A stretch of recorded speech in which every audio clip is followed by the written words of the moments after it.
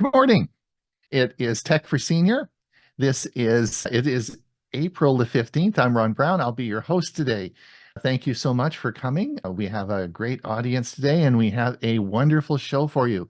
For those of you who watched the riveting performance of Scottie Scheffler yesterday, you will know that he is now the second-time Masters winner. It was a great weekend. I spent my whole weekend in front of a television. Well, except when I was making the video for today. So we should have a lot of fun today. Next week, of course, it will be a special program, and it will be on, of course, home phone. Should you have a home phone or a landline or whatever you want to call it, we're going to be talking about all the features regarding that. We'll have a start with the security news roundup, which will start with that. And of course, Ray will do his music outro, but we have a whole schedule of different topics to discuss, of which I put in the Saturday newsletter. So hopefully you've looked at that. And if you had any more that you wanted us to mention or talk about or deal with that, if you can send me a note, we'll probably put it in on the show next week. But it should be an exciting one. And if you are interested in that topic, please come along. For those of you who did watch the newsletter, you of course know that we have three sponsors. We have, of course, the Glendora Seniors Computer Club in California. We have Geeks on Tour, and we have the Central Florida Computer Society. And I'd like to thank everyone. Thank you so much for sponsoring our newsletter, which comes out twice a week. It comes out on Tuesday and Saturday. And if you're new here and you haven't subscribed, please do so. Lots of really good information regarding that. So we also have a Thursday show on Thursday. It's on Thursday. And so, of course, if you haven't come and watched us, please do so. It's a lot of fun. We'll be having that, of course, this Thursday, and Bill James will be joining us, and it's always lots of fun. Bill gets to come once a month and join us. So it should be a great show this Thursday. I want to thank, we still have our donations page open, and I want to thank Debbie Shannon for donating this week. That's great. It's always helpful, and we do appreciate. So thank you so much, Debbie, for doing that. I think that's about all the news I had. Huey, I think your WinSig went well on Sunday. Yeah, we had a nice group. We had some good topics, a lot of good conversation. It wasn't just me talking. It was we had some good topics, and what I do is I take all of the Windows items from the last month and talk about them, and other computer related items as well. And we had some good discussions, nice attendance, and we're good for another month. But I have tomorrow I have an ℜ𝕠𝕠𝕟 group, the OSHA learning groups out of Arizona. I've got one tomorrow and another one next week with that group. That's great.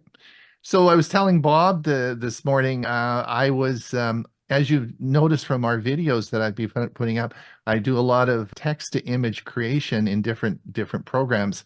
And today in my video, you'll see Bob's Barbershop and TV service. And I was telling Bob about that and how spectacular I found Copilot, how much better it was than all the others in text-to-image creation. So if you are doing some text-to-image creation, wow, it's pretty cool. You'll see it in my video today. And so, Bob, it is interesting, isn't it? Yeah, I've been using it for quite some time. It's my favorite image creator. It is. It's amazing. Yep, it works well. And Ray, I gave you some advice for the music outro today. You did, and it was a name I had not heard before, I'm embarrassed to say, but what an outstanding career. So right. I'm looking forward to the presentation, and thank you for your input. Right. And I guess you kicked all the Canadians out of Arizona now. They've all seemed to flock home by now. You're keeping better track of that than I am. Yeah, I think it's too hot there now. They've all gone home. And Chris, you're welcome. And how are you guys doing in Florida? Did you eat all the lobster yet down there, or what's happening? Still a couple in the freezer, but I'm saving them. We almost had to eat lobster last night because we haven't gone to the grocery store in a while. Very little in the house to There's eat. nothing to Just eat. Well, what about lobster? But we went camping this last week. So Oh, did you? Okay. we always love getting out in the RV. We met up with our road trek group and it was really, really nice. Excellent. Excellent. And how long were you gone for? Just 3 nights About 3 nights. Yep. to a Perfect. state park in Florida. Florida beautiful has, state parks. yeah. Beautiful. Yeah. Florida is not just beaches and Disney World. The state parks are just to die for. Really nice. Do you Yeah, need to make this is all reservations Florida or can you theaters. usually What? just get there and there's places open? No. No. You have to plan ahead. People reserved many, many months in advance, and we only got a spot because one of the group canceled, and we Okay. were on the waiting list. All right. And Bill James, are you there? Where's Bill? What's Bill doing? He must be tending to the dogs. His camera's No, open. I'm here. I'm here. Are you? Yep. Oh, there. Okay. I And put it on mute because the dogs were barking. There was someone in the yard, so that's why they were barking. oh, okay. So Bill is almost there, but they're cabling across the street from him soon to get fiber, and he's going to be hooking up to that. And we're going to share experiences because I've had my fiber optic now for a week and love it. It's really cool. I'll be talking more about that later on this month, but it's a lot of fun. So I think you'll enjoy it, Bill. Looking forward to it. If they ever get it all fixed and get it installed. Yep. There you go. All right, let's get going. We've got a big show for you today. Bob, are you ready to roll?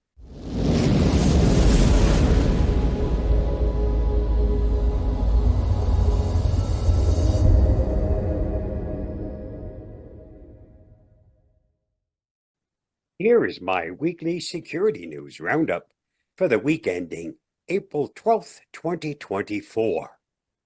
Google says 2 scammers duped it into hosting 87 fake crypto apps on the Play Store. Business Insider reports that Google has filed a civil lawsuit in New York federal court against 2 app developers. The firm accuses the 2 of being crypto scammers who tricked it into hosting fraudulent apps in its app store.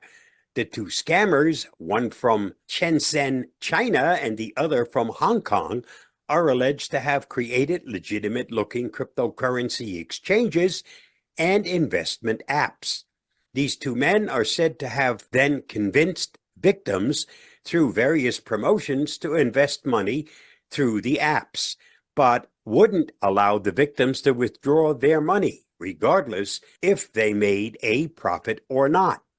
Read more at AndroidAuthority.com.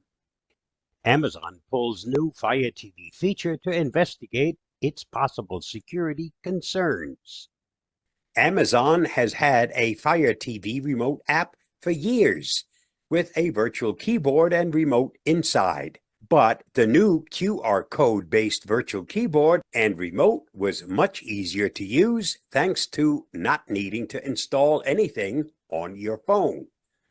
That ease of use might be the feature's ultimate downfall, because tech firm Green Line Analytics claims it's too easy for a nefarious person to take control of someone else's Fire TV using the new virtual keyboard and remote. The firm's exploit description, which it has sent to Amazon, and the news service spokesperson states that if an unauthorized person would acquire the virtual keyboard remote QR code somehow, it would allow them to hijack the device by installing unwanted apps. Read more at AFTVnews.com. San Francisco train control system still runs on floppy disks, risking a catastrophic failure. Joining the list of organizations still using archaic technology is the San Francisco Municipal Transportation Agency, which has a train control system still reliant on floppy disks. It's said to have been cutting-edge tech when it was first installed, back in 1998.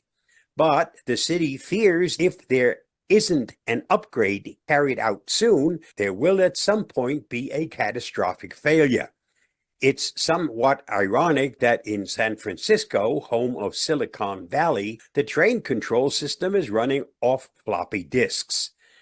SFMTA Director Jeffrey Toonlin said the train management system was meant to be in place for 20 to 25 years. It has now entered its 26th year of service. Read more at techspot.com. AI meets next-gen info stealers in social media malvertising campaigns. The impact that AI has on society has steadily crept into the darkest nooks and crannies of the internet. So much so that cybercrooks are hitching free rides on the AI bandwagon by leveraging the increased demand of AI-powered software for content creators. Cybercriminal groups constantly adapt their operating methods and tools to stay a step ahead of potential victims. Over the past year, Bitdefender Labs has seen a motley crew of AI-powered illicit operations conducted by threat actors over social media, from stream jacking attacks to deliberate crypto doubling schemes on YouTube to audio deepfakes that overflow on Meta social platforms. Read more at bitdefender.com. Multi-factor authentication bombing taken to the next level. MFA normally requires a user to enter a 6-digit code sent by SMS or generated by an app, or to respond to a push notification. When they enter a username and password, it provides an enormous increase in security and makes life much harder for criminals. Because it's so hard to break, criminals have taken to getting users to defeat their own MFA. They do this by using stolen credentials to try logging in, or by trying to reset a user's password over and over again. In both cases, this bombards the user with push notifications, asking them to approve the login, or messages asking them to change their password.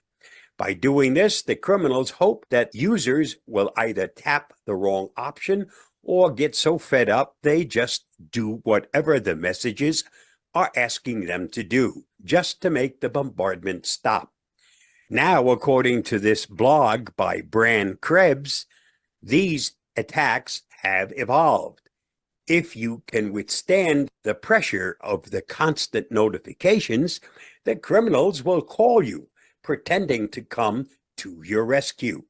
Read more at malwarebytes.com. Critical flaws leave 92,000 D-Link NAS devices vulnerable to malware attacks. Threat actors are actively scanning and exploiting a pair of security flaws that are said to affect as many as 92,000 internet-exposed D-Link network-attached storage devices. The vulnerabilities impact legacy D-Link products that have reached end-of-life status. D-Link, in an advisory, said it does not plan to ship a patch and instead urges customers to replace them. Successful exploitation of the flaws could lead to arbitrary command execution on the affected D-Link NAS devices, granting threat actors the ability to access sensitive information, alter system configurations, or even trigger a denial of service condition. Read more at thehackernews.com. Parental control app exposes live GPS locations of kids on internet. On February 7th, 2024, the Cyber News research team discovered that the app's developers failed to configure authentication for their Kafka broker cluster, which leaked a large amount of sensitive data collected from minors' phones. The data was accessible to anyone, including malicious actors, for more than a year, With more than 1 million downloads on Google Play, Kid Security provides parents with services to track their children's location, control digital interactions, and listen to the sounds around the child to ensure safety. The app works in tandem with another app called iGrow, which has over 500,000 downloads. This is the second time the app has failed to secure access to its systems. Read more at cybernews.com. Microsoft fixes 149 flaws in huge April patch release, 0 days included. Microsoft has released security updates for the month of April 2024 to remediate a record 149 flaws, 2 of which have come under active exploitation in the wild. Of the 149 flaws, 3 are rated critical, 142 are rated important, 3 are rated moderate, and 1 is rated low in severity. The update is aside from 21 vulnerabilities that the company addressed in its Chromium-based Edge browser following the release of the March 2024 patch Tuesday fixes. In addition to Microsoft, security updates have also been released by other vendors over the past few weeks to rectify several vulnerabilities. Read more at thehackernews.com. This week's must-see on my YouTube channel, Navigating the Digital Seas, a senior's guide to tech savviness. It's okay to laugh at the mishaps along the way, like when you accidentally take a selfie instead of a photo of the grandkids. It's all part of the adventure. Please watch my video on that topic by following the link listed. Did you know Apple has a smoking ban on their computers?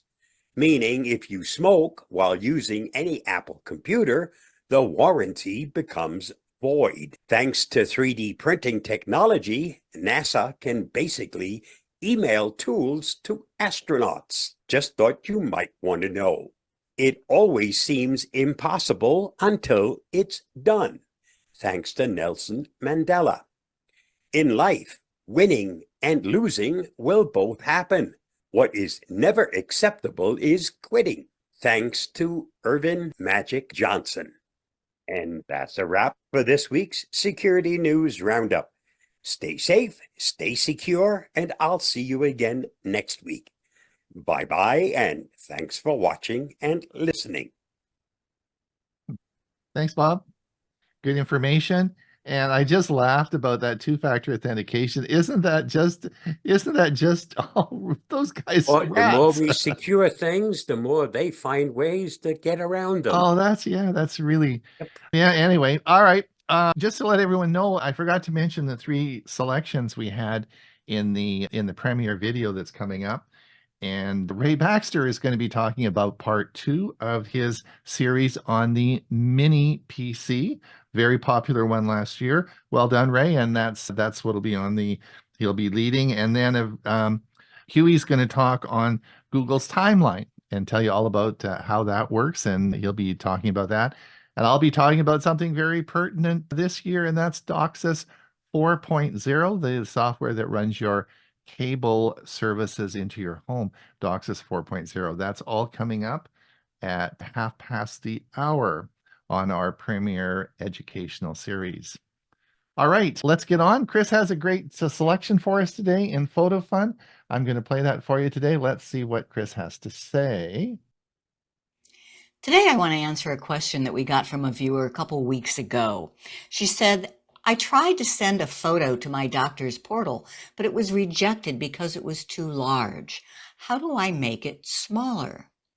Well, there's lots of ways, and if you Google for resizing photos, you'll see software like OrphanView and GIMP and Photoshop Express.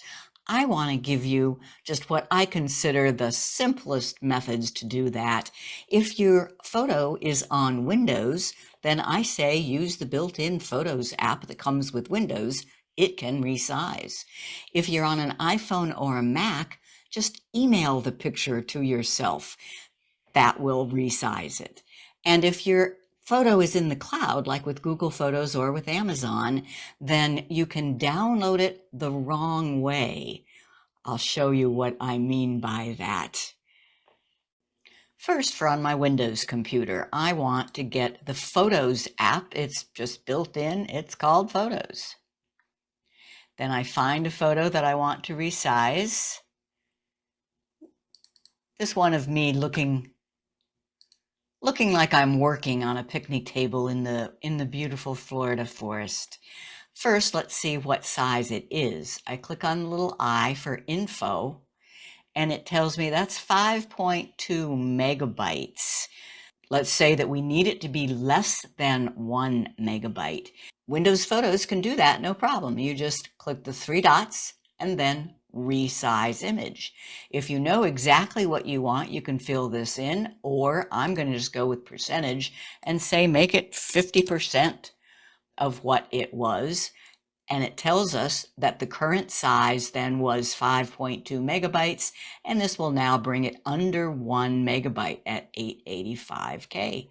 All I have to do is save it, and my new photo will be able to get uploaded to that portal.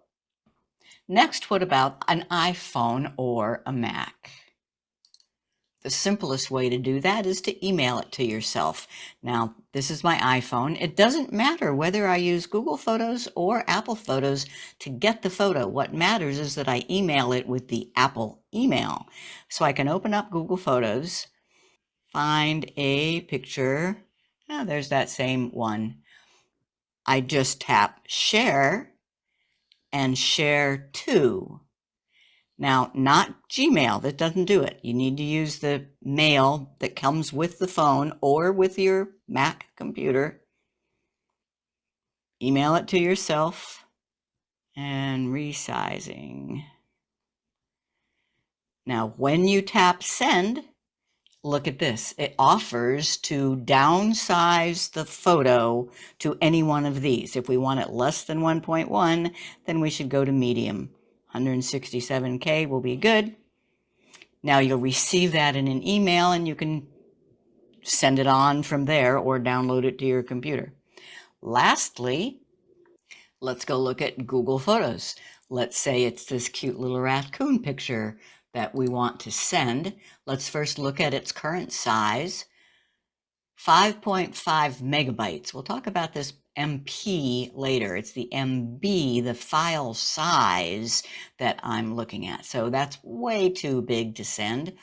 And here, if I click the 3 dots and download, that is going to download the 5.5 megabyte file, which is normally what I recommend. That's the good way of downloading pictures from Google Photos. But since our intent is meant to resize and downsize it, then I'm going to just right click and save image as, and call it raccoon.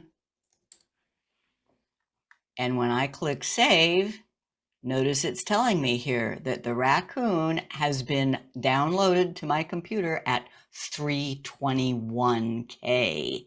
That's an incredible. You can see why normally that is the bad way to download, because you're going to be losing a lot of quality. But for these purposes, that works so slick. Now, just because it has been reduced in size significantly doesn't mean that it's going to be too bad to see. Let's go get that from the computer now. So I'm going to upload the raccoon, the downsized raccoon photo from my computer to Google Photos.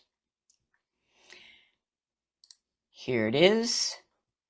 And it still looks just fine, even though it's only 300K in file size.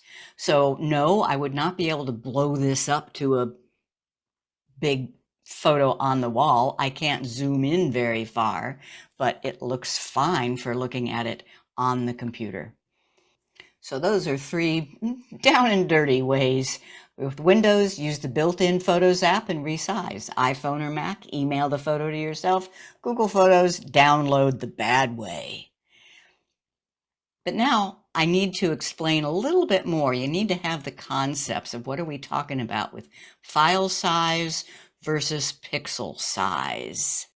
So the two measurements for photos are resolution, which is the number of pixels, and file size. So notice whenever you look at the info panel for a picture, you will see resolution measured in pixels and file size measured in megabytes or kilobytes. The pixels mean the little dots, the points of color that make up your picture. This particular picture has 4,032 pixels wide and 3,024 pixels high. If you multiply those, you come up with 12 million pixels, or megapixels. Your camera might have settings. For example, my Samsung Note 9 is capable of taking a 12 megapixel photo, but I could have selected settings to make it less. I'd recommend not doing that. My iPhone 7, same thing, 12 megapixel. Now, if you have a digital SLR camera, you might have a lot more capability, and make sure to check your settings that you're not using a low megapixel setting. So lots of megapixels means high photo quality. Few megapixels means low photo quality, like this one, and this is what's called being pixelated. There are very few pixels, so it looks blurry. Now, file size is different. File size is simply the amount of space your picture takes. So if you think of a file like a suitcase, and these are all the clothes I want to take with me in my suitcase, I have poor packing skills. I would need this bigger suitcase to fit all these clothes. But if I let my husband Jim pack, he would be able to get it into a smaller suitcase. So that is file compression. So what is this Google Photos storage saver size? When you use Google Photos, you have the choice of uploading your photos in original size or storage saver. Original means original, all pixels, and does not add any file compression. Realize that you're paying for storage. You don't want to pay for more than you need. So Google has this feature called Storage Saver, which limits photos to 16 megapixels and adds file compression. For videos, it limits to 1080p. Now, if you're shooting a lot of 4K videos, you might not like this. But most photos with smartphones anyway are not more than 16 megapixels. So you do not lose any photo quality. It will reduce your file size anywhere from 20 to, I've seen it reduce it to 70%. So that will save you storage cost without reducing photo quality. As I say, unless your original was more than 16 megapixels or 4K videos. So it's just a better way of packing, no loss in pixels. Let me show you. So I have 3 copies of this particular photo. This first one is in original size, the second one is in storage saver, and the third one is the result of using that bad download method, you know, the right click and save as rather than the 3 dots and download. So let's look at the pixels for these. I open this one and it says that this is a 12.2 megapixel, that 4032 by 3024. It has the full resolution of the original. I'm going to zoom in on this spot of the picture, and we can see that those are 2 kayaks with 3 people. This is the original photo. Now let's look at the one that is in storage saver. It is also 12.2 megapixels, and I can zoom in and see the 2 kayaks and the 3 people. Now this one that is the result of the bad download method, the right click, if I try to zoom in, that's as far as it goes. That's where you can really tell the resolution. You cannot zoom in. That means you could not blow up to a big picture. This one is only 1.1 megapixels.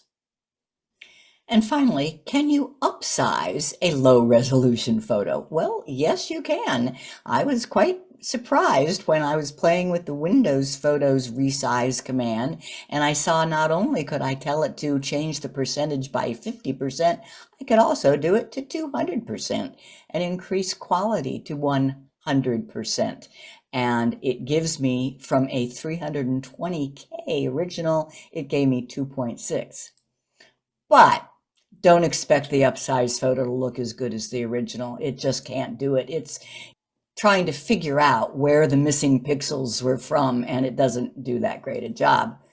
AI can do better. Try upscale.media if you ever have a low resolution picture that needs to be better. I'm Chris Gould with Geeks on Tour, and this was Fun with Photos.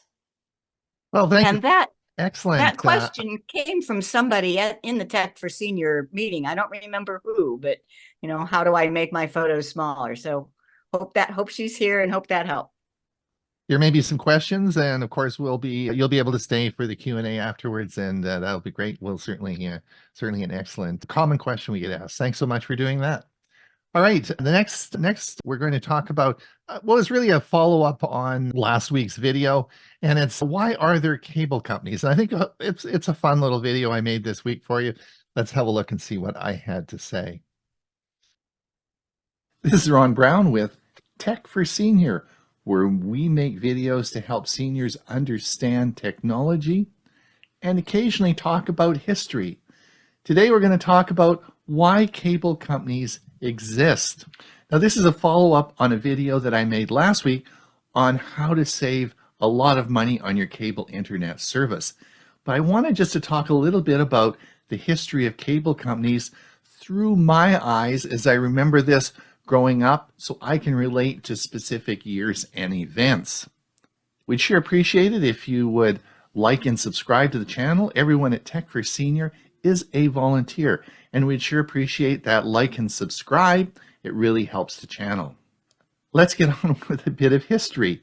Now, those of you who are over the age of 70 are going to smile about my story. You'll understand what I'm saying. Those of you who are under the age of 50, you'll have no idea what I'm talking about. It'll be a bit of a history lesson. And if you're from across the pond, if you're over in another country other than Canada, the United States, you'll say what you always do is, well, they do things a bit different in the Americas. All right, let's go back to the year. The year is 1960. Well, we're actually going to go back a little farther than that because I was born in Edmonton, Alberta in 1952. And in 1957, my parents bought this house that you see on the screen, and that's where I was raised. Now, in 1960, they purchased, get a load of this, they purchased an Electrohome television. An Electrohome, remember the big models, the great big, came in a cabinet, and it had a big CRT screen in it, and that was a color television. And I was a young boy. I remember we had the first color television on our street. So Friday evenings, my parents would often have people over, and they would all be sitting in the front room, all squealing, oohing, and awing about the color picture. Now, as I remember this as a little guy, I remember that being sort of odd because the faces were yellow, green, or red, and my father was constantly getting up to adjust the rabbit ears on the TV. And as someone else came in and sat down and Mom got a chair for them, then again he had to adjust those rabbit ears. And the faces were all weird colors. I always thought black and white was better, so I'd go down to our family room downstairs and just watch things in black and white. But there'd be squealing and oohing and awing of all this brand new color TV, which was first in on our street. Well, it wasn't too long, probably a couple of years later in the early 60s, where big announcement came and we were getting Cablevision. And this was a big announcement. And then, of course, the red, green, and yellow faces all went away, and we had normal color, and everyone was happy with color TV. Now, in 1969, I was 17 years old, and I had just graduated from high school. I decided to go over to Europe and backpack around Remember the $3 a day thing you could do? Well, I flew over from Edmonton to London with Ward Air Airlines, a big charter firm that came in Canada with Max Ward, and it was $300 return. So I went over and backpacked around Europe for a month, and I was absolutely shocked what I saw. First of all, the cars were so old. Oh my gosh, that was weird. Back in Canada, the United States, we had big things were happening. There was economic might. We had new cars coming. We had big freeways being developed. Lots of exciting things happening. But man, it was just weird with those old cars. And also those tiny little roads that people drove these old cars down. I thought people seemed happy and I sort of had a good time, but it was a bit weird. And then most people didn't have television. They had, of course, few people had black and white TVs, and of course they were all on the rabbit ears. But most people didn't have television.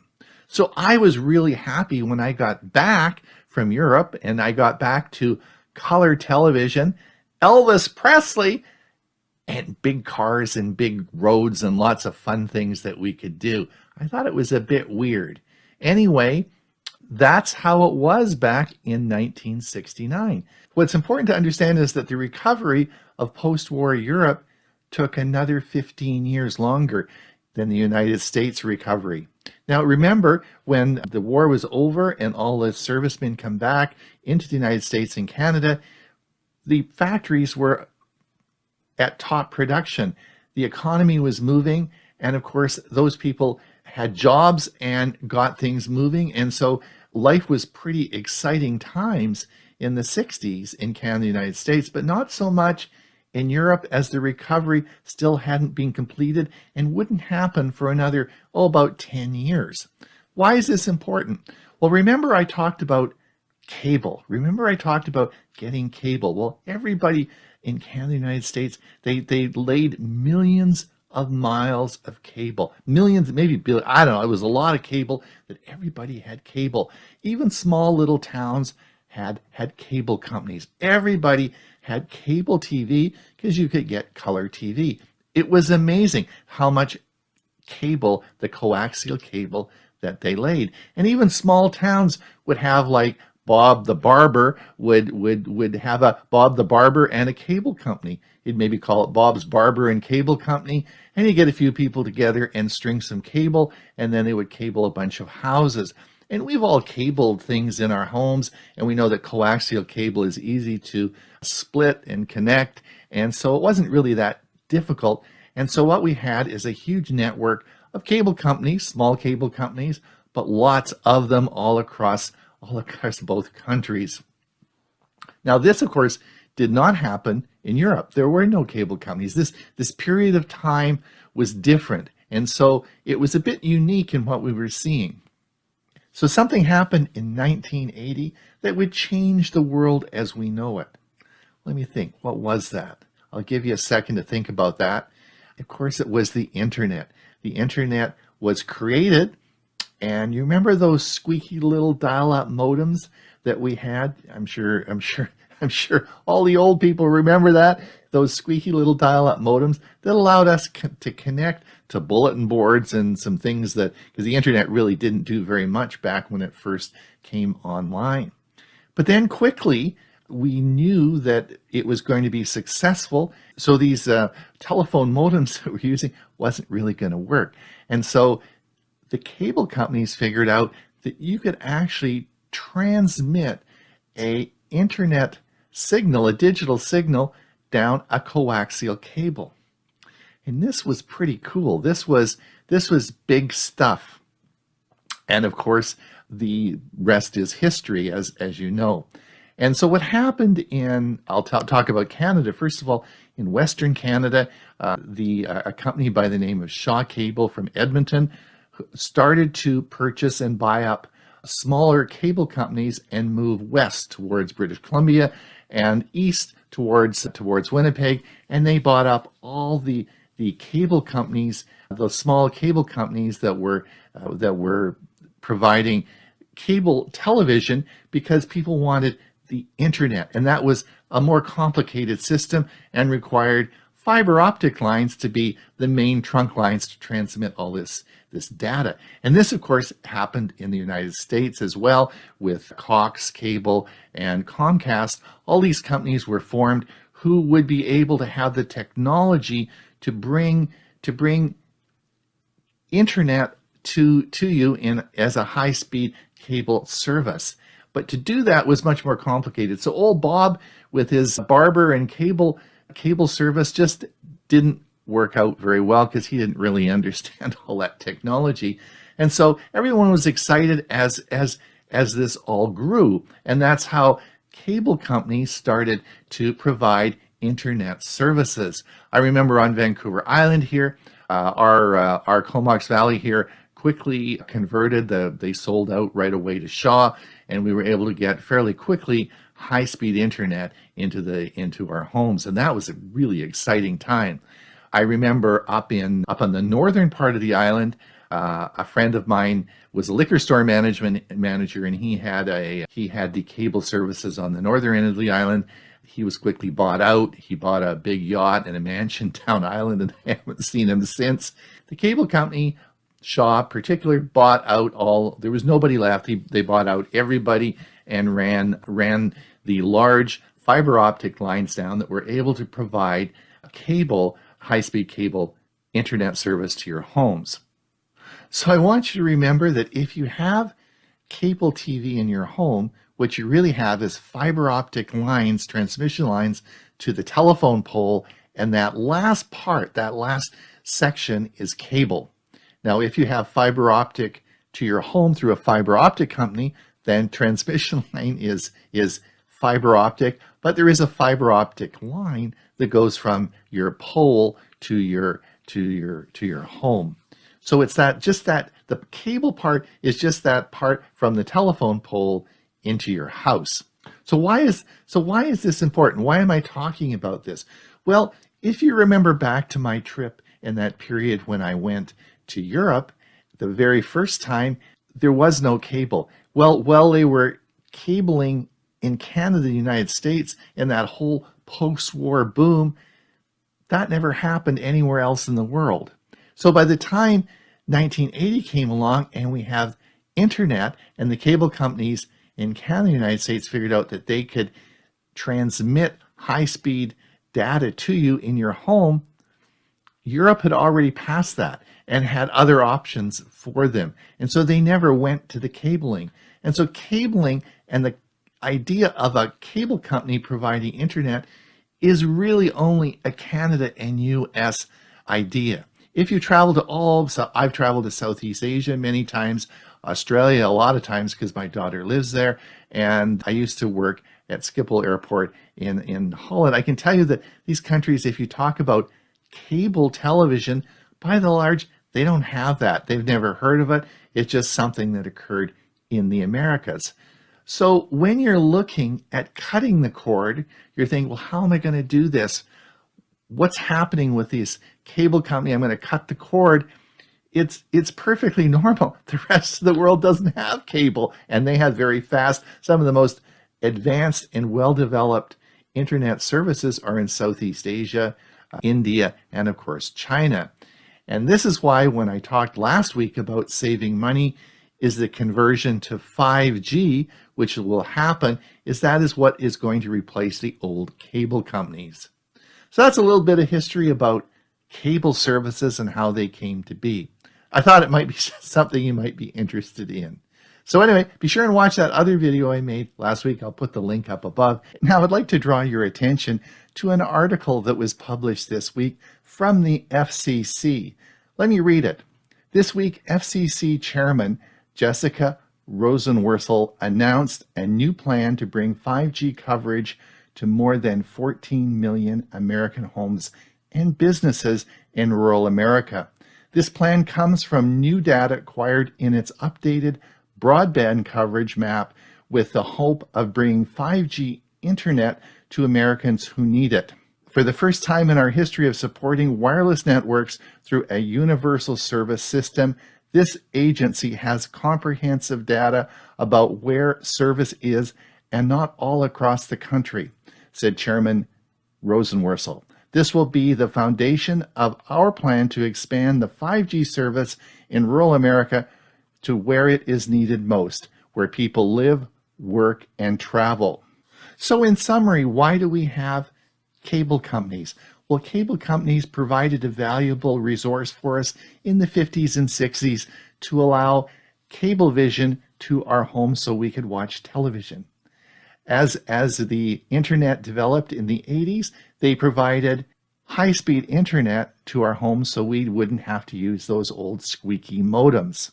However, technology has moved ahead, and this coaxial cable, which is the only thing connecting you from your telephone pole to your house, is the limiting factor now in getting high-speed internet into your home. With 5G technology providing high-speed internet now to your home, I think the time has come to say goodbye to the old coaxial cable. As I said in my video last week, as we switch and cut the cord on our cable services, look for 5G technology from the big three. You're going to find some good competition and probably a lot cheaper prices if you look. It's Ron Brown with Tech. All right. All right, Bob, are you ready to roll? So I got this email from Ron, asked me if I wanted to be president of TFS. He liked the last video I created, and he stated that we need some more on the step-by-step to create interesting things to do with Copilot. I'd like to see if I can document using Copilot. I don't know if the topic will be interesting. It'll be something that I will be picking. So let's see what we can come up with. Let's start by opening Copilot. And I happen to like to use a web app of Copilot. So let me open it. Let's select New Topic. And here is the prompt that I'll be putting to Copilot. Please write a blog post on the following topic: seniors seeking help to become tech savvy.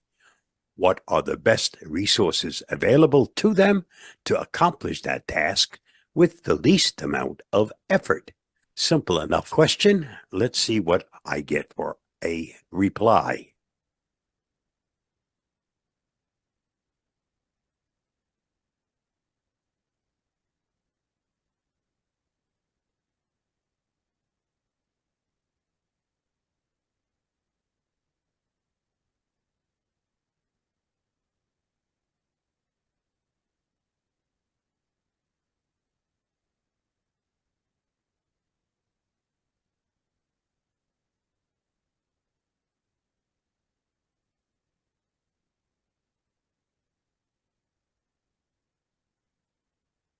Not bad when you consider it didn't take that long for it to come up with a pretty good answer, but not quite what I'm looking for, too cut and dry. And I'd like a little bit more information on the different topics that it came up with. So let me ask it the next question to massage its reply. So next, let me add the following prompt to continue the conversation with Copilot. Please rewrite the blog post giving me more details on all of the topics you mentioned, and please add some appropriate humor to make the blog post more interesting to read. Thanks. Now let's see what we get for a rewrite.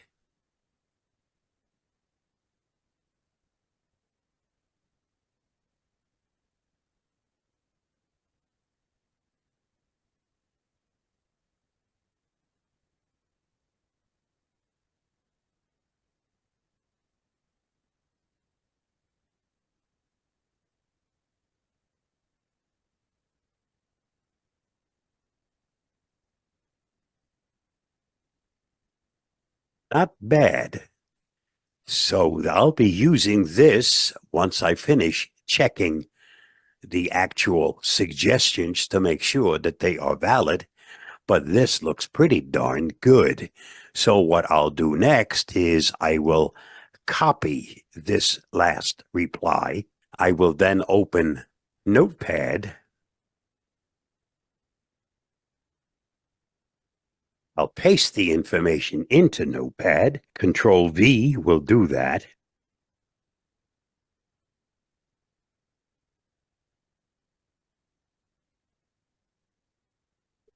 Now I want to use this as a script for the next piece of AI that I'll be using to actually create the video.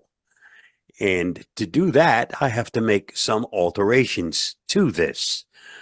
I'm going to stop the recording, make the changes, then come back and you'll see what changes I've made. And then we'll go on to the next step. So now that I have made the edits necessary for this to become my actual input for the next piece of AI that I'll be using, which is called Victory AI, that will actually create the video for me. I will copy all of this.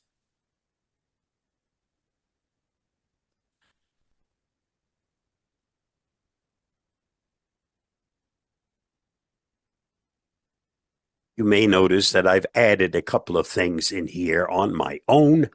That wasn't part of the original reply from Copilot, but this is my blog. It was never meant to be totally written by AI. I've now copied this. Let me minimize it.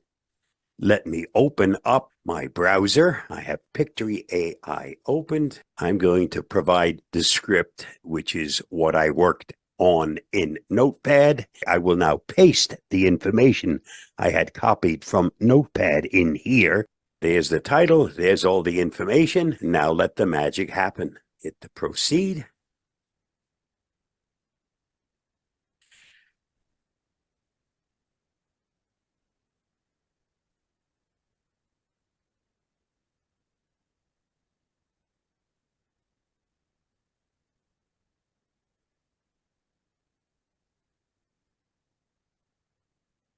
This may take a little longer than normal, considering that I am recording all of this in a Zoom private meeting.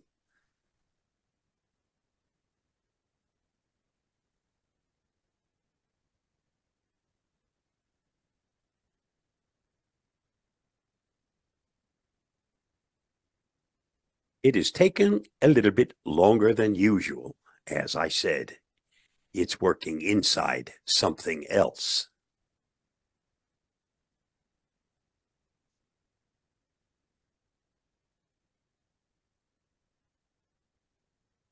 Taken that script and turned it into 39 scenes, 39 individual slides with backgrounds. I always provide my own narration, and we'll go into that in a second.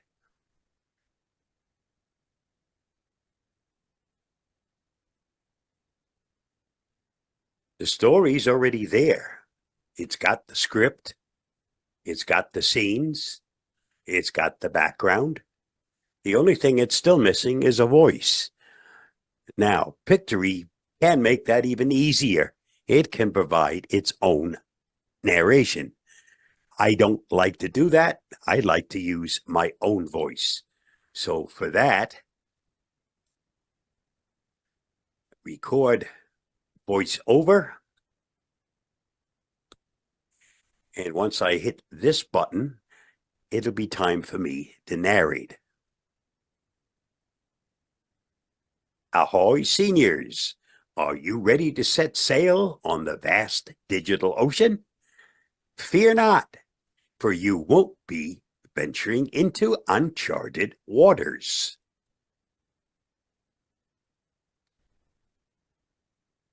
I'll apply that narration.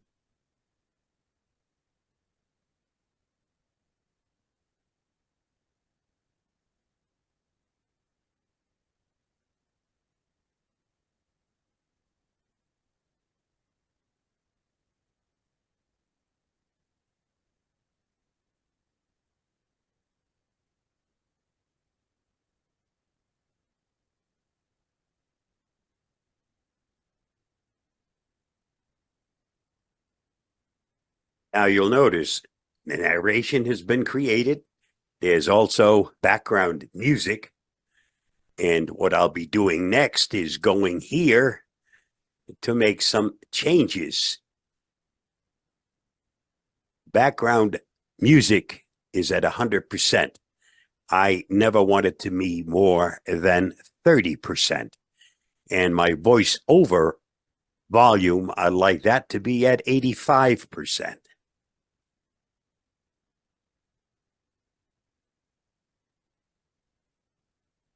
Now, as far as the background music, this is what's been applied. I have many choices to choose from, and if I want to take the time, I can go through and listen to the others. In this case, I'm just going to leave what it selected as the default background music. I'll give you a little listen as to what the first slide sounds like. Fortunately, this is taking quite a bit of time. It's also being recorded within Zoom, so that makes things quite a bit slower.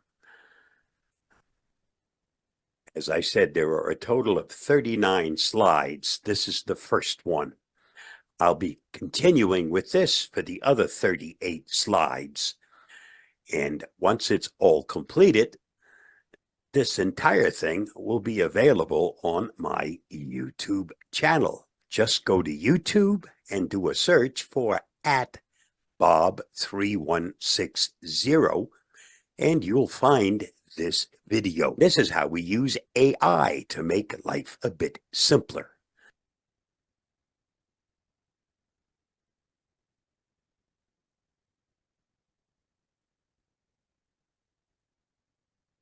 As we've always said, making a video seems like nothing until you start doing it. And trying to record a video within a video, unfortunately, takes lots and lots of resources. So that slide that I wanted you to see, you didn't see it within this video, but the entire video itself is available on the YouTube channel. And if you're on our Facebook page, it's been posted there already. Thanks a lot, Bob. That's excellent. It's really good. Very interesting. And hopefully people will understand how to do it now. And I think that'll be great. Well, maybe you'll have some a lot more questions in the Q&A. I want to say goodbye to everybody over on YouTube. Thank you for coming. And we'll certainly see you again next week. Or don't forget our Thursday show. We're going to start with our Ray's music now. And I'm just going to end the live stream. If you want to pop over and participate in the Q&A, we still have lots of room for you. So I'm going to stop the live stream now. Ray, go ahead. Okay, thank you, Ron. And as Ron mentioned before, the name Dr. Phil Nimmons is one I had not heard of before. Ron recommended it, and this is quite an impressive background and legacy this gentleman has left. So I've taken this commentary in part from an extensive article on the Phil Nimmons website. The family of Phil Nimmons announced that on Friday, April 5th, he passed away peacefully at his home. He was 100 years old. Born in Kamloops and raised in Vancouver, British Columbia, he studied at the University of British Columbia before heading to the Juilliard School of Music in New York, and then to the Royal Conservatory of Music in Toronto, Canada, where he met his wife, Dr. Noreen Lise Spencer Nimmons. They became part of a visionary community of musicians who worked to preserve and promote Canadian music. Phil worked as a composer, band leader, performer, and educator, and dedicated himself to music in Canada. Fondly known as the Dean of Canadian Jazz, Phil influenced, inspired, and mentored generations of musicians, music teachers, and audiences since the 1950s through his radio shows, recordings, nationwide tours, band clinics, workshops, and programs in universities and summer camps. He was a prolific composer and arranger with over 400 original jazz compositions and several classical works. He wrote for his own big bands and small groups, as well as for film, radio, TV, and stage productions. Phil Nimmons was a highly awarded Canadian music icon, including Canada's highest honor for an artist, the Governor General's Performing Arts Award for Lifetime Artistic Achievement. That was in 2002. One of Canada's pioneer composers and one of a handful of musicians who solidified and established the country's status in the world of jazz. Phil helped launch major initiatives that to this day support Canadian contemporary music. He was a founding member of the Canadian League of Composers that led to the Canadian Music Centre. Nimmins was frequently heard on CBC radio. In the 1970s, CBC would regularly broadcast Nimmins and Nine plus 6 performances from high schools after the band had held clinics with the music students. For over 6 decades, Phil Nimmins steadfastly and passionately dedicated himself to students and musicians in Canada, encouraging generations of professional musicians and teachers who contributed significantly to Canada's arts and culture. So today's edited music clip is from 2010 with Phil at the tender age of 87, playing his clarinet alongside jazz pianist David Braid. Dr. Phil Nimmins, remarkable career. Thank you, Ray. Amazing man. And particularly, what was he, 87 at that performance? 87 at that performance. Yeah, amazing. All right. Thanks, everyone, for coming. It is, of course, top of the hour, a little past top of the hour. And for those of you who have to scoot, don't forget, half past the hour, we'll be talking in our Premier Educational Services series. Ray's going to talk on the mini computer in the second part 2 of that. And Huey's going to talk on Google's timeline. And I'm going to talk on DOCSIS 4.0, which, of course, was the new standard coming out this year to transmit data to your for those of you still on cable, it is used to transmit data for you. All right, we have a big show today, lots of interesting topics. I will open it up for questions. If you have any questions for any of the participants today, just put your hand up and we can certainly get to you and hopefully answer your questions. Chris, go ahead. Hey, this is for Bob Gostischa. First of all, thank you. I know that you guys create these AI videos using Pictory. So I went to Pictory looking for a tutorial video just like that, and I could not find one. So thank you. That was great. And a question then, you could edit what? You could edit some settings about sound. Can you add your own photos in different slides if you want? Yes, you can. And you don't, they suggest a particular slide for each item that they pick for a scene. But there are many, many different ones. So you can go in and pick a different one. And if you don't like those, if you have one you want to upload, you can upload. You can also use AI and create one and then upload. Excellent. You can have favorites that you repeat, as I do to the end of each video.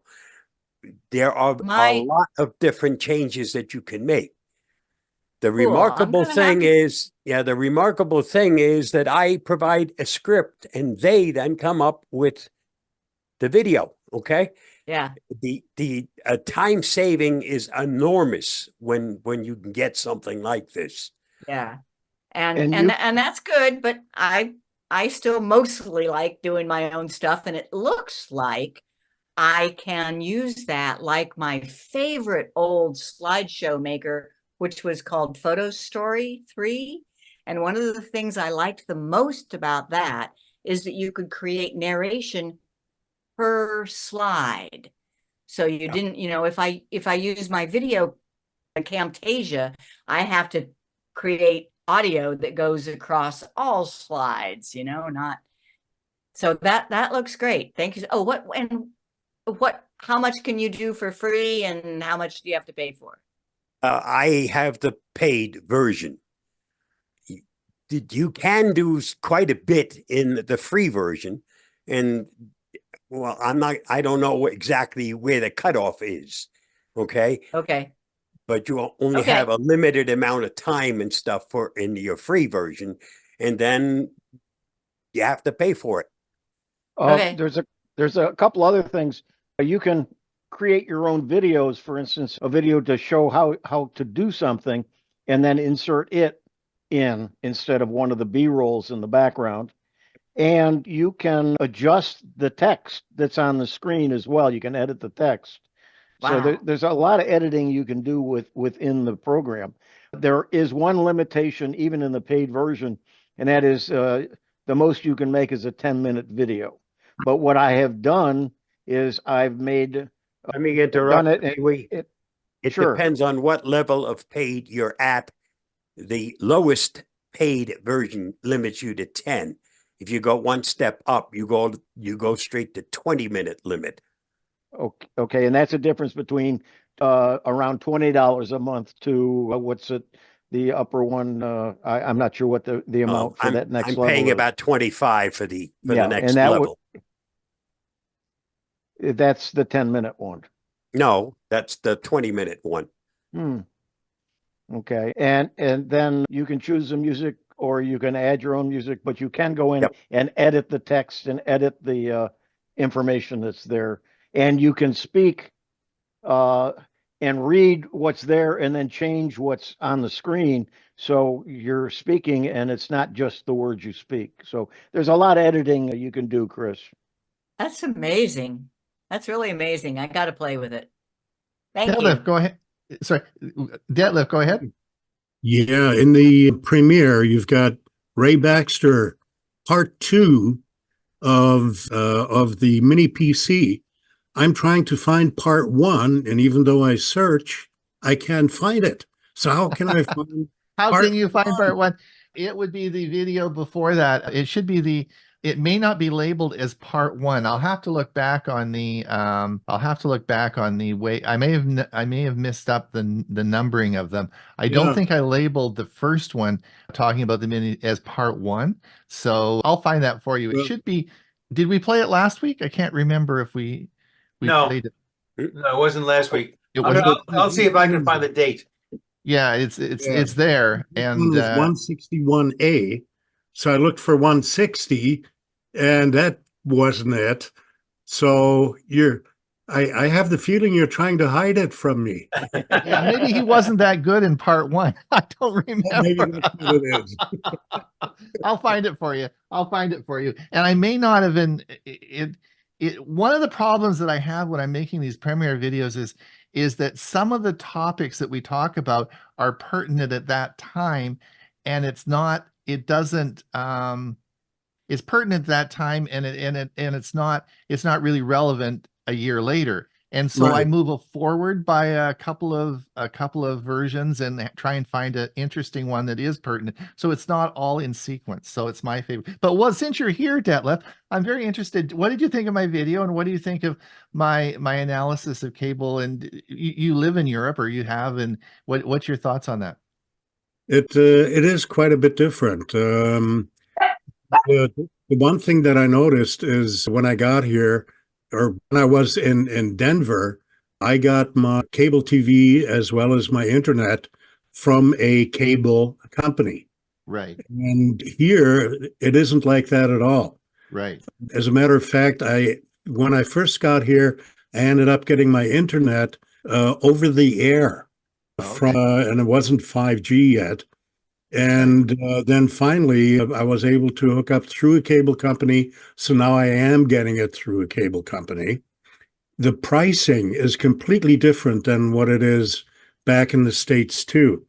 When I left there, which was about 6 years ago, I was paying $120 for cable TV and internet. And here I'm just buying internet. I'm not buying cable TV, and I'm paying $30. And I have a better speed than I did back in the States. Right. So, the internet is quite a bit faster, and there are more people offering it. The only bad thing about it is that according to German rules, you can only cancel your contract on the anniversary of when you signed it. So you're stuck for a year, which is weird. Very interesting. Thanks. And I'll find it. I'll look and I'll find you. I'll send you the the part one. Here's what I found. Here's what I found, Ron. It was just called Mini PC as a Plex server, and I believe that was done about April 23, 2023, last year. All right. I'll look in April for last year. Yeah. Great. Okay. Yeah, I'm sorry, April 2 Ron. of 2023. Okay. Thanks. Right. All right. Sorry about that, Della. Thanks for catching me on that. Carl, go ahead. Yeah, a couple quick comments. One, I remember when cable came to Southeast Michigan, it was by Times Warner, and later on the FCC made them split it off because they owned a print media, and that was considered a conflict, having both, the power of having both. Right. And I remember when it was $7 a month, and I said, no way am I going to pay $7 a month. Exactly. Sure, Exactly. Free then. Yeah. All right. Chris, go ahead. Well, it was my first job in technology. It was at the local cable company Oh, up really? in New Jersey. When I was still in high school, I got a job. I was a television cameraman. Back in those days, they had to do local origination programming in order to get the cable franchise license, whatever it was, with the FCC. So the local company that had they had a television repair company. It was Chasmars. And so they and another guy, Charlie Beer, they got together and they built a tower and they did all the political stuff. And we did high school football games, we did local news, and we did some baseball games and basketball games, and I was a cameraman and helped with the production and stuff. That was a lot of fun back in the day. All because of the legal requirements. All because of legal requirements. And I thought I was going to get into television broadcasting as a And job. now you are. Well, now I am. You're just not getting paid for it. But does anyone remember? Everyone remember on those first color TVs before we had cable, the red, green, yellow faces, and how when you turn the rabbit ears? You had two controls, one for Yeah. color and one for tint. Yeah. And even volume and channel. That was the four things that you had on your remote. I know. That might have There been was no remote. Even before that, I had an aunt and uncle that had a regular black and white TV, and then they had this glass thing they put in front of it, and it made color. Yeah. Oh, that was before any of the color TVs were available. I remember that. Yeah. I just remember only two channels. You had one channel. If it didn't have what you wanted, you go to the other channel, and then that's it. Yeah. Two channels. We had All depending where you live. New York City, we had 7 channels. Oh, well, there you go. Wow. By the way, that color overlay worked great for Westerns. The skies were blue, the middle was orange, and the bottom was green. And that's what it was built for. Absolutely. Westerns. Do you remember having to adjust the convergence on your color television set to make sure the spots all aligned properly? That's right. Yeah, that's right. That's oh, yeah, they'd get out of whack. Yeah. Oh, that's Guns. I studied to be a DJ when I was still in high school. I have my FCC. That's a license that you have for a lifetime to operate. I have one of those. Television. Yes. I mean, a radio station. Radio telephone operator's license. That's correct. Yep. So we're legal. I So never we're legal. realized- Broadcasting, we're legal now, are we? Yeah, well, I never realized that I would at one day actually be doing lots of broadcasting. Yeah, I majored in college for about a year and a half. In fact, if I stayed one more semester, I would have had Rod Serling as a professor. But that was my goal too, was to go into radio and TV, and never did do it. Nope. And now I am. All right. Now So now listen, I'm doing my own productions. Yeah, right. Exactly. Well, a lot has changed, right? So anyway, all right. It's been a great show today. Thanks so much for everyone for coming. Don't forget No next week. questions on Chris's? I can't believe that. No, Chris. I just taught everything you needed to know. That's so right. it It's didn't all need there. any questions. It's all there. So Although thanks I so am curious if the person who asked the original question is here. I think maybe don't, not. yeah. Okay. Well, I hope whoever asked about home phones, there was someone who asked, I can't remember who it was. It was about a couple of months ago. They asked about home phones, and that prompted the next week's talk. So the whole show is about home phones for next week. Anyway, we'll have should be fun. It's going to be lots of fun next week. Don't forget about our Thursday show this week. And again, I want to thank everyone for coming. Please come, spread the word. We do appreciate you coming and listening to us. And we will see everybody in a week's time. Chris, last word? And in case he's here, I did get an email from somebody asking another question about taking video, and I appreciate those questions. I will do a video on taking video. All right. Till we see you again, till we see you Thursday. Have a great week. Bye now. Bye, everybody. Bye.